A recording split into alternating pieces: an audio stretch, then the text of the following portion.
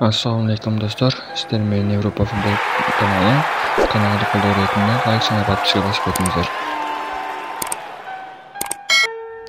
Ronaldo 2023-жылы киргизген 50 голуна өз оюн айтты. Кече Сауд Арабиянын кубогунда Аль Наср жана Аль Шабаб ойноду. Ronaldo оюндун 71-мүнөттө гол урду. Бул голу 2023-жылда 50-голу болду. Бул сонун оюн болду. Мен өзүмдүн командам, үй бүлөм жана көрөрмандарыма рахмат айтамын. Жана колдоп кубаттоосу менен ушул 23-жылда 50 гол урууга жетиштим. Ушул жылы гол уруу үчүн дагы оюндар бар дейт Криштиано Роналдо. Англиянын Челси клубу Реал Мадрид жана Килиан Мбаппенин ортосундагы келишиминин бузулушун күтүп жатат. Маурисио Почеттино Килиан Мбаппени Челсиге алып келүүнү каалап жатат. Аргентиналык машыктыруучу Килиан Мбаппе менен ПСЖда бирге иштеген. Маалымат үчүн Реал Мадрид жетекчилери Килиан Мбаппе менен келишүүнү 15-ноябрь күнү болжоп жатышат. Ошол кездешүү көп нерсени чечиши мүмкүн.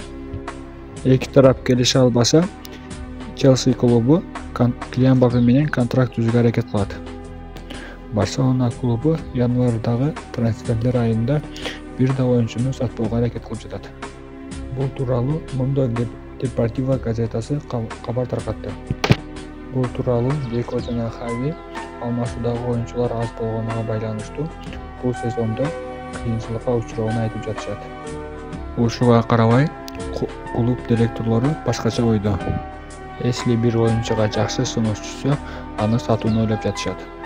Директорлор Роберт Левандовскиге Сауд Арабиядан жакшы бир сунуш түшүүнү күтүп жатышат. Кабарларга көрө, Роберт Левандовскиге Сауд Арабия клубу кызыгып жатышат. Тасдыкталган кабар, Интер Майами Сауд Арабия клубтары менен ойнойт. Интер Майами Сауд Арабия клубтары менен достук оюн өткөрөт. Месси баш болгон Интер Майами ал жерде 2 оюн өткөрөт. 29-ноябрь күнү Аль Хилал клубу менен жана 1-декабрь күнү Аль Наср клубу менен ойнойт. Баары күтүп жаткан 1-декабрь күнү Месси баш болгон Интер Майами, Криштиано Роналдо баш болгон Аль Наср клубу менен ойнойт.